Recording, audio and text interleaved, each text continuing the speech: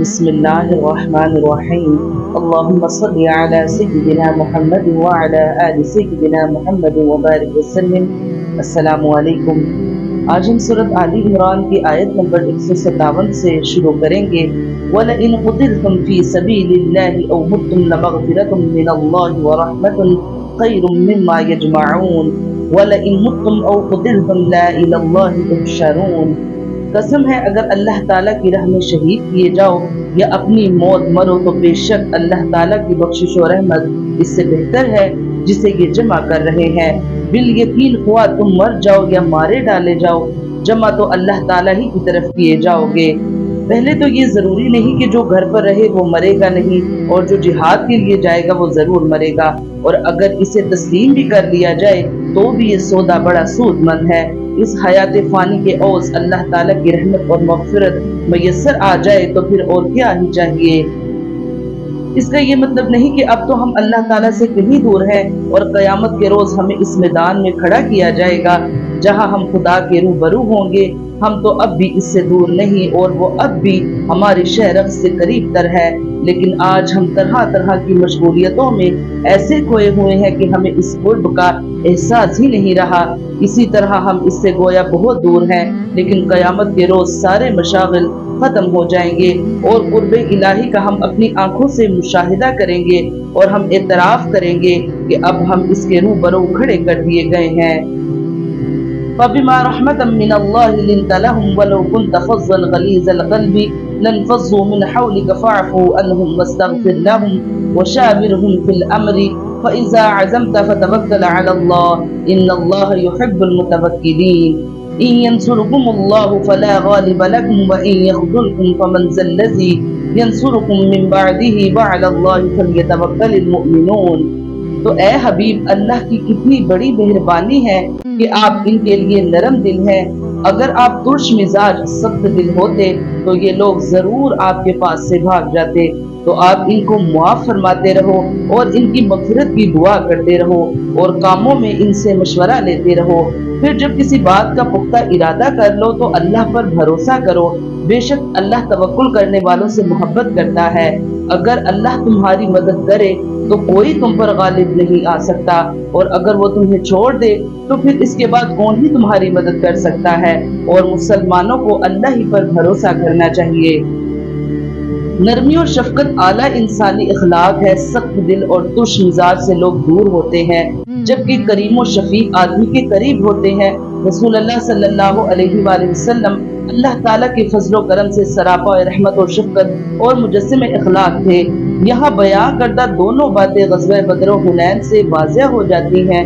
غزوہ بدر میں کفار کا لشکر تعداد، اسلحہ اور جنگی طاقت کے اعتبار سے مسلمانوں سے زیادہ تھا، لیکن مسلمانوں کا بھروسہ اللہ تعالیٰ کی ذات پر تھا، جس کا نتیجہ مسلمانوں کی فتح و کامرانی کی شکل میں ظاہر ہوا اور فرشتوں کی صورت میں مدد الہی نازل ہوئی۔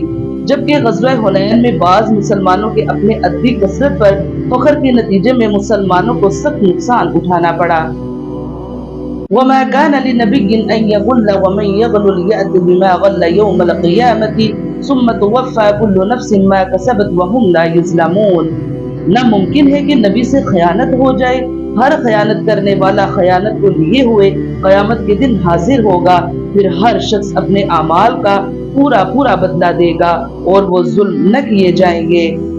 اس بات کو یہاں ذکر کرنے کی وجہ یہ ہے کہ مال غنیمت اکٹھا کرنے کے لیے اتنی جلدی کی ضرورت نہیں تھی، کیونکہ جو مال بھی حاصل ہوا وہ کسی نے جمع کیا ہو۔ بالآخر نبی اکرم صلی اللہ علیہ وآلہ وسلم بھی اسے شرعی قاعدے سے انصاف کے ساتھ تقسیم فرماتے اور ہر شخص کو اس کا حصہ مل جاتا، کیونکہ کوئی نبی مال غنیمت میں خیانت نہیں کر سکتا۔ أَفَمَنِ اتَّبَعَ رِضْوَانَ اللَّهِ كَمَنْ بَاءَ بِسَخَطٍ مِّنَ اللَّهِ وَمَأْوَاهُ جَهَنَّمُ وَبِئْسَ الْمَصِيرُ هُمْ دَرَجَاتٌ عِندَ اللَّهِ وَاللَّهُ بَصِيرٌ بِمَا يَعْمَلُونَ۔ کیا بس وہ شخص جو اللہ تعالیٰ کی خوشنودی کے در پہ ہے اس شخص جیسا ہے جو اللہ تعالیٰ کی ناراضگی لے کر لوٹتا ہے، اور جس کی جگہ جہنم ہے جو بدترین جگہ ہے۔ اللہ تعالیٰ کے پاس ان کے الگ الگ درجے ہیں اور ان کے تمام اعمال کو اللہ بخوبی دیکھ رہا ہے۔ जंग ओहद के दौरान जो लोग मोर्चा छोड़कर माले गनीमत समेटने दौड़ पड़े थे, इनका ख्याल था कि अगर हम न पहुंचे तो सारा मालो गनीमत दूसरे लोग समेट कर ले जाएंगे। इस पर तंबीह की जा रही है कि आखिर तुमने ये तसव्वुर कैसे कर लिया कि इस माल में से तुम्हारा हिस्सा तुम्हें नहीं दिया जाएगा? क्या तुम्हें नबी सल्लल्लाहु अलैहि वसल्लम की इमानत पर इत्मीनान नहीं? याद रखो, एक पैगंबर से किसी किस्म की खयानत का सदूर मुमकिन ही नहीं, क्योंकि खयानत नबूवत के मुनाफी है। मालूम हुआ गलूल खयानत के मायने तकसीम में ना इंसाफी के भी आते हैं, और ये भी गलूल है कि तकसीम से पहले मालो गनीमत से कोई चीज बिना इजाजत उठा ली जाए। लक़द मन्नल्लाहु अलल मुमिनीना इज़ बअस फ़ीहिम रसूलन मिन अनफुसिहिम यतलू अलैहिम आयातिही व युज़क्कीहिम व युअल्लिमुहुमुल किताब वल हिकमत व इन कानू मिन क़ब्लु लफ़ी ज़लालिम मुबीन। औ लम्मा असाबतकुम मुसीबतुन क़द असबतुम मिस्लैहा क़ुल्तुम अन्न हाज़ा क़ुल हुवा मिन इंदि अनफुसिकुम इन्नल्लाहा अला कुल्लि शैइन क़दीर। बेशक मुसलमानों पर अल्लाह ताला का बड़ा एहसान है कि इन्हीं में से एक रसूल इनमें भेजा जो इन्हें इनकी आयतें पढ़कर सुनाता है और इन्हें पाक करता है और इन्हें किताब और हिकमत सिखाता है। यकीनन ये सब इससे पहले खुली गुमराही में थे। क्या बात है कि जब तुम में एक ऐसी तकलीफ पहुंची कि तुम इस जैसी दो चंद तुम चाह चुके तो ये कहने लगे ये कहां से आ गई? आप कह दीजिए कि ये खुद तुम्हारी तरफ से है। बेशक अल्लाह ताला हर चीज पर कादिर है। एहसान के तौर पर यहाँ बयान किया जा रहा है, फिल वाक़ई ये एहसान अजीम है कि इस तरह एक तो वो अपनी कौम की जुबान और लहजे ही में अल्लाह का पैगाम पहुंचाएगा जिसे समझना हर शख्स के लिए आसान होगा। दूसरे लोग हम जिन्स होने की वजह से इससे मानूस और इससे करीब होंगे, और तीसरे इंसान के लिए इंसान यानी बशर की पैरवी तो मुमकिन है, लेकिन फरिश्तों की पैरवी इसके बस की बात नहीं। न फरिश्तों में वो कमजोरियां और जरूरतें पाई जाती हैं जो इंसान में है, और न फरिश्ता इंसान के वजदानो शऊर की गहराइयों और बारीकियों का इदराक कर सकता है। इसीलिए अगर पैगंबर फरिश्तों में से होते तो वो इन सारी जरूरियात से महरूम होते जो तबलीग व दावत के लिए लाजमी है। इसीलिए जितने अंबिया भी आए सब के सब बशर ही थे। कुरान मजीद ने इनकी बशरियत को खूब खोलकर बयान किया है। नबी की शान से बईद है नबूवत और खयानत जमा नहीं हो सकते।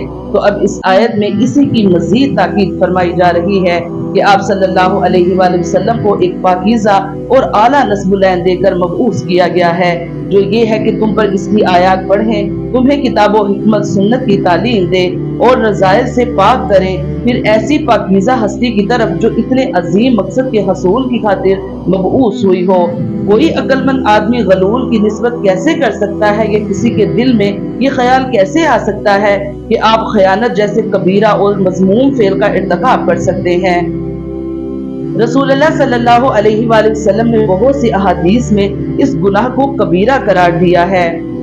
इशारा जंग बदर की तरफ है जिसमें कुफार कुरैश के 70 आदमी मारे गए थे और 70 गिरफ्तार हुए थे, जबकि जंग ओहद में शहीद होने वाले मुसलमानों की तादाद 70 जरूर थी, मगर कोई मुसलमान गिरफ्तार नहीं हुआ।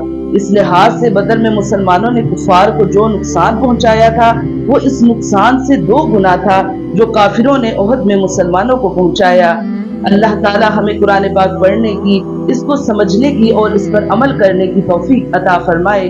आमीन या रब्बुल आलमीन।